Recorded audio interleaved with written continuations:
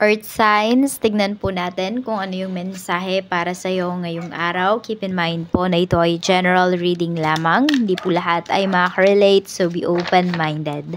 Sa mga hindi pa po nakasubscribe dito sa ating channel, please subscribe na po kayo and pa-like na din po ng ating video. At sa mga nais naman po mag-avail ng ating private readings, ng ating Evil Eye Amulet, ng ating Tears Bracelet, makikita nyo po yung link sa description box.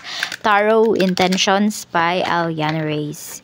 Tignan natin ano po yung mensahe para sa'yo ngayong araw. We have Portal. Doors are opening. You decide. Rewards. Wild card. Okay. So, ayan. Doors are opening. Could be maraming opportunities na lumalapit sa inyo. Pero yung iba, kayo mismo yung tumatanggi. Earth signs. Dahil siguro natatakot kayo, pero kung magpapadikta kayo dun sa takot na nararamdaman ninyo, yung iba sa inyo, hindi talaga magkakaroon ng growth yung life ninyo, or yung career ninyo, or yung finances po ninyo, or kayo mismo. You decide. May mga rewards ka din na makukuha, na marireceive, once na, ayan, yung portal na to, or yung opportunities na to, earth signs, ay tinanggap mo. Nasa sayo pa rin yan. Decision mo pa rin yan. So, tignan natin ano pa yung mensahe. Earth signs, Taurus, Virgo, and Capricorn. We have the Chariot. Ayan po. Pwedeng may mag-upgrade dito ng kanilang motor. Ayan. Or pwedeng from 2 wheels. Yung iba po sa inyo, pwede na magpa 4 wheels na yung iba. Pero, ayan. Basta may progress talaga na pinapakita dito. Yung iba rin sa inyo, pwedeng sa pagbiyahe. Earth signs. Dati, dito lang kayo sa Pinas nagbabiyahe. Ngayon, pwedeng abroad na. So, nakikita mo yung growth ng life mo kasi hindi ka natatakot na mag-take ng risk. Meron tayo ditong 8 of coins. Masipag ka daw, kaya blessed ka talaga dito at marerewardan ka talaga. Pwedeng may mga bagay na kayo dito, yung kailangan nyo talaga ha. More on kasi yun yung nakikita ko sa inyo. Ang mga inuuna ninyo, yung mga bagay talaga na kailangan ninyo. Na para sa ibang tao, luho siya. Pero para sa inyo, kasi kailangan nyo yun. Pwedeng sabihin natin, kailangan nyo ng computer, kailangan nyo ng laptop because of your work. So, para sa iba, oy, bibili si Earth signs ng ganong kamahal na gadget, tapos ganito, ganyan. Pero kasi alam mo sa sarili mo na kailangan mo yun. Kaya yun yung mga pinupush mo, yun yung mga pinagtutuunan mo ng pansin. Meron tayo ditong 3 of coins. Okay, more on sa trabaho talaga yung pinapakita dito. May mga magagandang, vision, may mga pag-uusapan kayo dito. Pwedeng may meeting din today. Meron tayo ditong 8 of swords. Ayan. Meron naman dito, kung napapansin ninyo, meron tayong lumabas na 8 of swords. So, yung iba, nagbubulag-bulagan, nagbibingi-bingihan kayo pagdating sa mga opportunities na lumalapit sa inyo. Sabi ko nga kasi yung iba sa inyo, natatakot yata kayo. Kaya ganyan.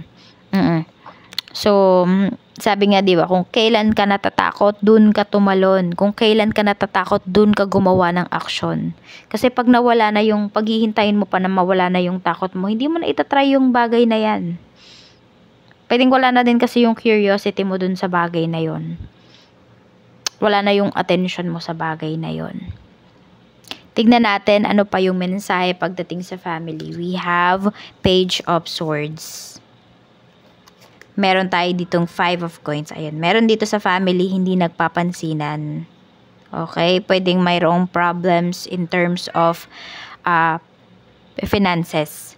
Meron din ako nakikita dito na gusto nang bumukod. Pwedeng ayaw pa kayong pabukurin kasi pwede po na kayo yung nagsusupport sa family ninyo. Kayo yung breadwinner. Yung iba naman sa inyo, pwede na ayaw pa kayong pakawalan. Basta ganun, ayaw kayong pakawalan.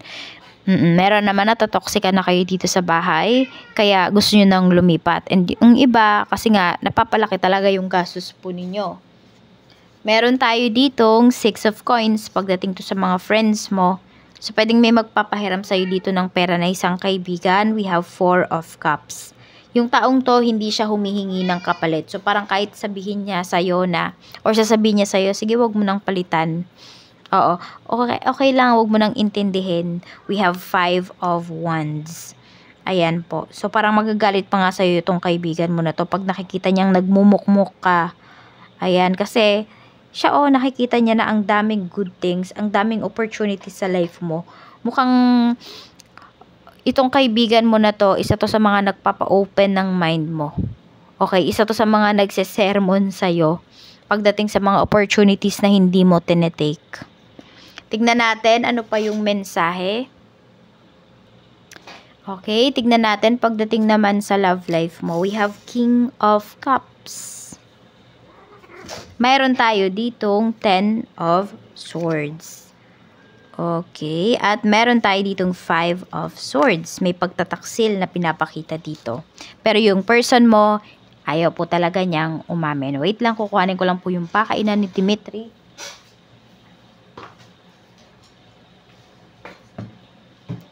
Gusto niya diyang kumain sa table.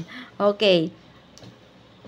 So, we have, ayun nga, 5 of Swords and 10 of Swords. Pwede rin may hiwalayan dito. Siguro yun yung portal na pinapakita. Siguro yun yung parang, yun yung hakbang para makapagsimula ulit talaga kayo. Kaya, ayan, nasa sa inyo yan kung iti-take nyo ba yan, lalakarin nyo na ba yan, or hindi pa.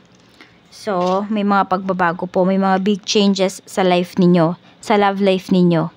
Yan yung pinapakita dito. May pagtatraidor talaga yung person mo, ayaw niyang umamin.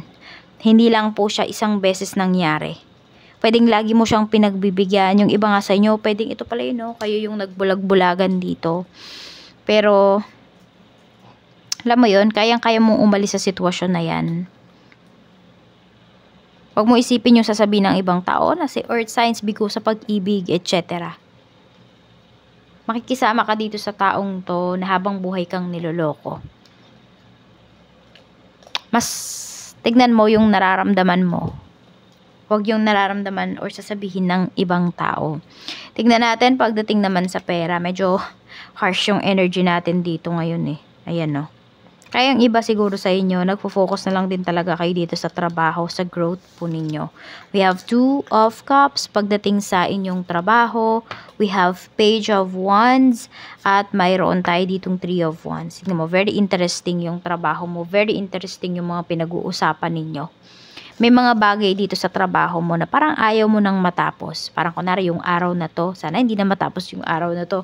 Yung iba sa inyo parang yun yung hinihiling ninyo. Bakit? Kasi pwedeng ang ganda ng mga nangyayari, ang ganda ng mga discussion, ang ganda ng mga pag-uusap ng information, batuhan ng information pagdating sa trabaho. Tapos pag uwi mo ng bahay, wala ka na namang imik.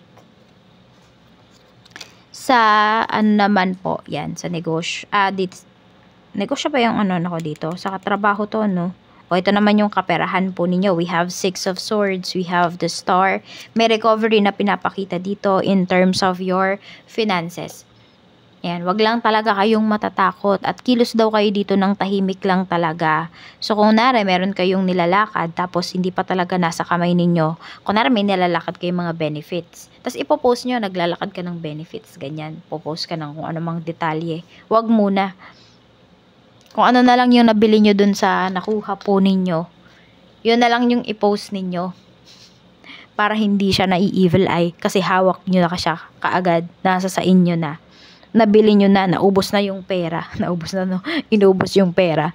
Pero ayan no. Ang ganda po ng finances po ninyo. May recovery talaga. May makukuha kayo dito.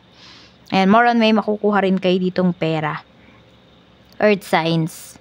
Okay, di ko alam kung may mga nagsusugal ba sa inyo. Online casino ba yan? Ayan o, maganda yung energy para sa inyo ngayon. Ngayong araw na to. Check po natin pagdating naman sa negosyo. So, sa negosyo, we have 7 of Wands. Meron tayo ditong the Moon. Medyo nako-confuse yung iba sa inyo. Parang ayaw nyo munang tumanggap ng mga bagong kliyente. We have 7 of Swords. Ayan, nagkakaroon kayo ng problema sa... Hindi ko alam kung sa website nyo ba, sa isang produkto. Basta parang nai-stress kayo dito, yun yung pinapakita. Kaya ayaw nyo munang tumanggap kasi baka hindi nyo din naman sila makater ng maayos yung mga clients ninyo o yung mga bagong parating na clients. Kaya pwedeng i-schedule nyo na lang sila sa ibang araw. Stress yung iba sa inyo. Ano yun? Pressured. Ayun, yun yung pinapakita na energy. Tignan natin ano pa yung mensahe para sa'yo. We have bring love into the situation. So, wag init ng ulo ang pairalin ngayong araw. Tignan mo bakit ka ba nagsimula. Ano ba yung mga adjustments na pwede mong gawin para maayos yung mga problems mo ngayon, yung mga kinakaharap mo.